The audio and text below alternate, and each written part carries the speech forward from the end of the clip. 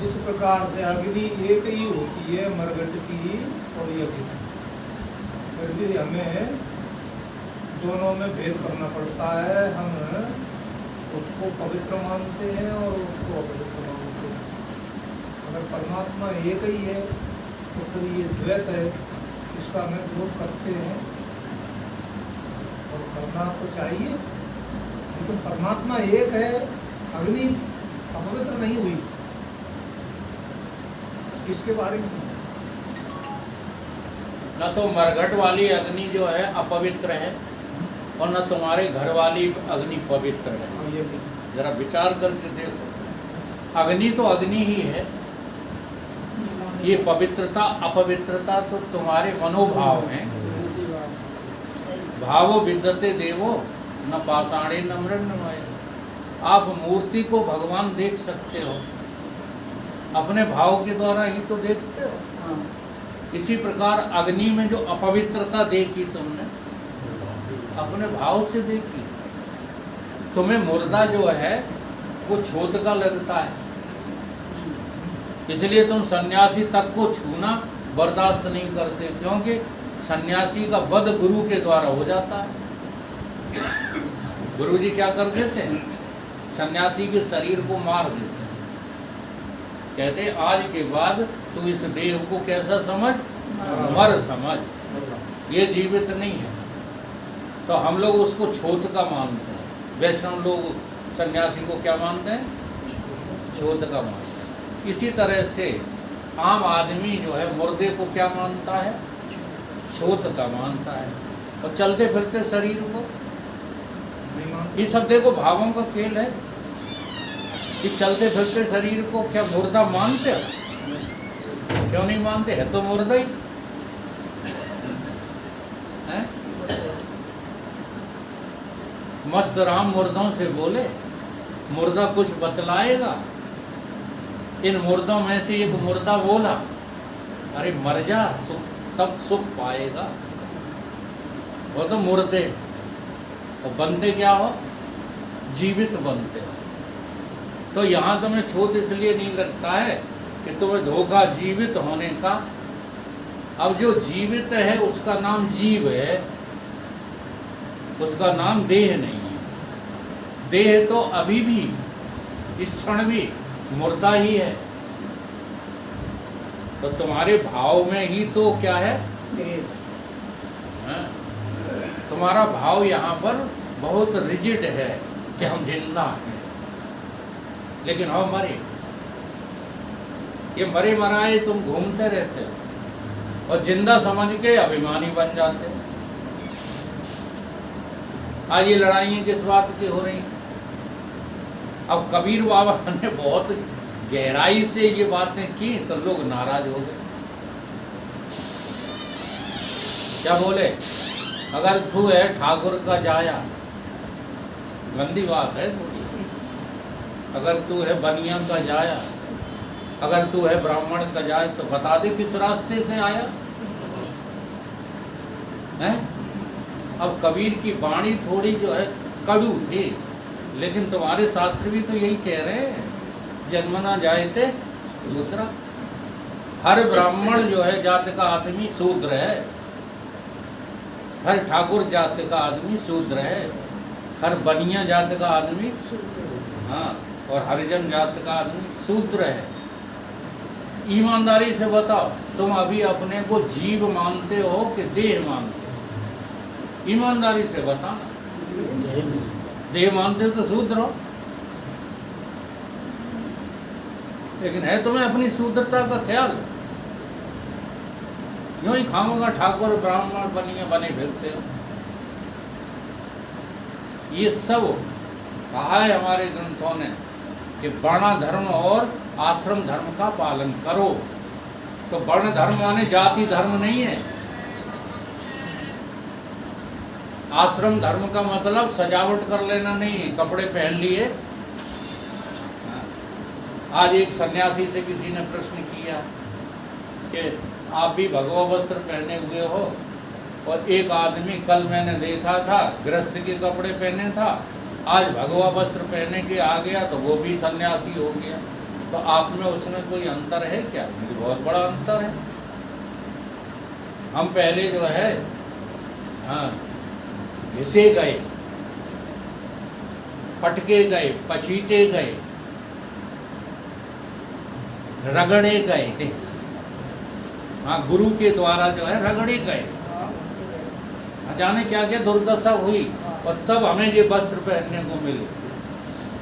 और बिना दुर्दशा के एक ने वस्त्र पहन लिए, तो दोनों में भेद नहीं है। केवल वस्त्र पहन लेने से, कपड़े उतार देने से कोई त्यागी नहीं हो जाता महाराज, समझ रहे हो? इसलिए अग्नि में भिन्नता, अग्निदेव में भिन्नता का भाव तुम्हारे गंदे मन की उपज है। तुम मानते हो कि जानते हो अग्नि को? बताओ ईमानदार। मुर्दे को जलाने वाली अग्नि अपवित्र है, रोटी पकाने वाली अग्नि पवित्र है। ये तुम जानते हो कि मानते हो? तो मान्यताओं को खत्म करने का नाम ही मनोनाश है। अभी जो चर्चा चल रही थी, मनोनाश कब होगा? जब तुम अपनी मान्यताओं को धीरे धीरे खत्म करो, या तो ज्ञान के द्वारा एकदम खत्म कर दो, या धीरे धीरे सारी मान्यताएं, तो सब मान्यताएं हैं प्यारे। हाँ, ये हमारे हैं, ये तुम्हारे हैं, ये मान्यता है। ये दोस्त है मेरा, ये दुश्मन है, ये मान्यता है। मान्यता के अलावा और कुछ है? किस आधार पे लिखी होगी चौपाई? ईमानदारी से बताओ। जननी सम जानो पर ना, ये किस आधार पर लिखी है? इसको समझ ये कि लिख देते जननी समझानो अपनी माँ को, तो बंदी करके कोई भी शब्द जोड़ देते। क्यों लिखा है कि सारी जननी कैसी है? अपनी माँ जैसी है। किस आधार पर लिखा है? सारी अग्नि जहां भी है अग्नि, वो सब पवित्र है, अपवित्र। जल में छोत, कर्म में कीड़ा। अब एक जल कैसा है? अपवित्र। और सच्ची बात बताएं, जब पानी मिलता नहीं है तो गंदे से गंदे पानी को भी तुम पी जाते हो, पवित्र समझ। कब? जब प्यास के द्वारा तुम्हारे प्राण उत्कर्ष होने को होते हैं, तब। हमने तो कई बार उदाहरण बताया कि हमने प्रमोद जी ने उस काल में जब पैसा बहुत बकत थी, 11 रुपए कुछ होते थे, 11 रुपए का गिलास खरीदा था ट्रेन में। 11 रुपए में पूरी लखनऊ की यात्रा हो जाती थी। उस समय प्यास की वजह से 11 रुपए का एक गिलास पानी, आधा उन्होंने पिया, आधा मैंने पिया। अब नहीं है अपवित्र। और ये भी नहीं पूछ रहे पिलाने वाले किस जाति के हो। तो ये सब तुम्हारी मन की भावनाएं हैं, पवित्रता और अपवित्रता। असल में बात तो ये है कि एक उस पवित्र आत्मा को प्राप्त करो, फिर सारा ब्रह्मांड, पूरा जगत तुम्हें पवित्र ही दिखाई देगा। अपवित्रता नाम की कोई चीज ज्ञान में है नहीं। ये पवित्र अपवित्र, ये द्वैत भाव, ये भेद भाव कहाँ पर है? अज्ञान में है। तो अज्ञान जब तक रहेगा तब तक ये भेदभाव तुम मिटा नहीं सकते। भेदभाव को मिटाना है तो भगवान के भक्त बनो और ज्ञानी बनो। भगवान के भक्त में भी भेदभाव नहीं होता है। वो किस लिए नहीं होता है कि वहाँ पर वो केवल जो है चेतन की चैतन्यता स्वीकार करता है अपने को, बस। शरीर स्वीकार नहीं करते भगवान के भक्त, जाति स्वीकार नहीं करते भगवान के भक्त। देख लो किसी भी भक्त की कोई जाति का वर्णन आया हो, बता दो। ये तो हमने तुमने न जाने कैसे पता लगा लिया। सूरदास जी किस जाति के थे, मीरा किस जाति की थी, तुलसी किस जाति के थे, नामदेव के, अपने मतलब के लिए। नामदेव किस जाति के थे? हाँ, इन लोगों ने धरती धर ली अपन जाति के सामने नामदेव, बहुत बड़ा अपराध करते हो। जी हाँ, प्रचार करो इस बात का। कभी भी जाति के लिए राम, कृष्ण, नामदेव, गुरु नानक इनके नाम इस्तेमाल मत किया करो। ये जाति से परे हैं, इनकी कोई जाति नहीं होती। ब्रह्म जाने थे ब्रह्म, ब्रह्मविद ब्रह्म ही भवति, वो कोई और है ही नहीं सिवाय ब्रह्म के। वो पवित्रता अपवित्रता तुम्हारे भाव में है, तो ज्ञान में इन सब के लिए जगह नहीं है। लेकिन जब आप व्यवहार में जो है जंप लगाओ, तो इनमें भेद डाल के ही व्यवहार करना चाहिए। और तो यज्ञ की अग्नि में और मरघट की अग्नि में फर्क है। हाँ जी, तो ही भेदभाव से है, अभेदता में नहीं है, भेदभाव से है। अब एक की कहानी सुना करके बात को जो है विराम देते हैं। भगवान के एक भक्त थे, रोटी सेक रहे थे मुर्दे की जो है अग्नि से।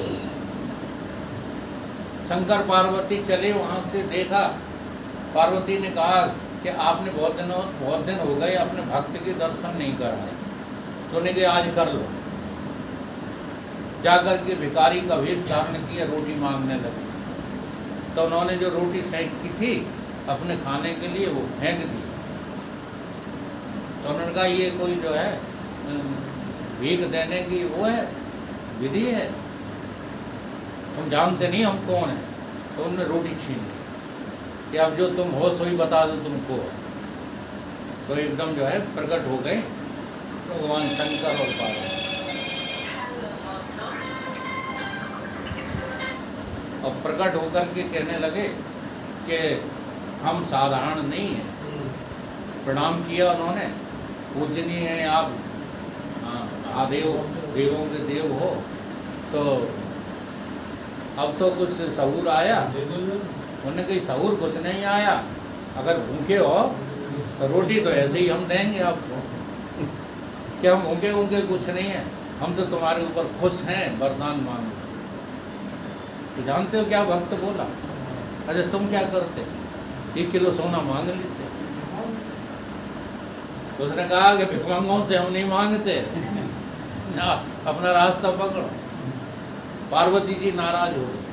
उन्होंने कहा देखो मान जाओ, नहीं हम तुमको जो है ऐसी दशा कर देंगे, हाँ कि लेने के देने पड़ जाएंगे। लेकिन हम मांग तो सकते ही नहीं है, तुम चाहे कुछ दशा कर दो हमारी, क्योंकि हमें जो पाना था वो हम पा चुके हैं, हमें मांगने की जरूरत क्या है।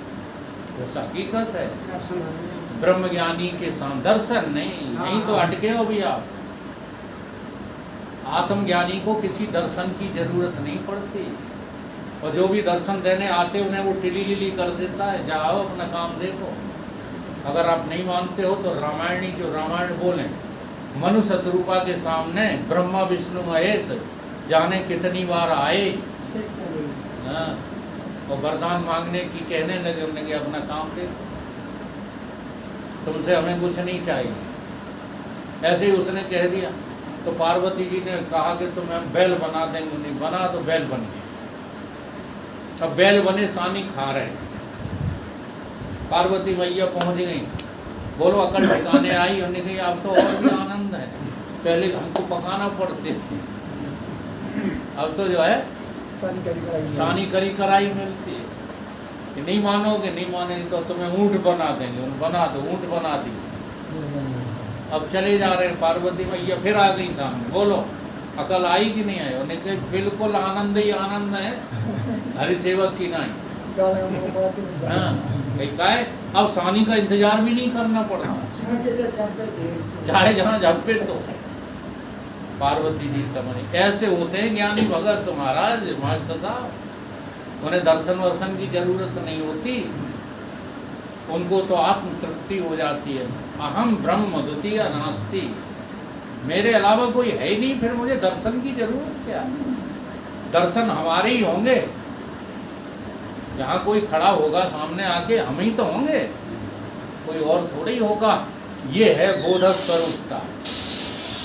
तो पार्वती जी ने फिर निवेदन किया कि अब हमें कुछ दे दो, तुम तो नहीं जो है मांग रहे, हमें ही कुछ दे दो। उन्होंने कहा मैया अब तू मांगना चाहती तो मांग ले, मेरे पास होगा तो दे देंगे, कि और कुछ नहीं मांग रहे, तुम हमारी गोद के पुत्र बन जाओ। तो वही भक्त जो मरघट पर बैठा था वही कौन बना जाके, कार्तिकेय बना जाके, शंकर पार्वती के पुत्र बने। तो आप जो है इस भगवान की भक्ति को सरल न समझो। जी हाँ, भगवान की गोद में यदि खेलना है तो जगत की आशाएं छोड़ दो, तो आप भगवान के भाव में आ जाएंगे। तो अग्नि भाव हो, जल भाव हो, सुन रहे हो, आत्म भाव में रहना सीख लो, तो सारे भाव झूठे, एक आत्म भाव सच्चा। बोलिए सतगुरुदेव भगवान की जय।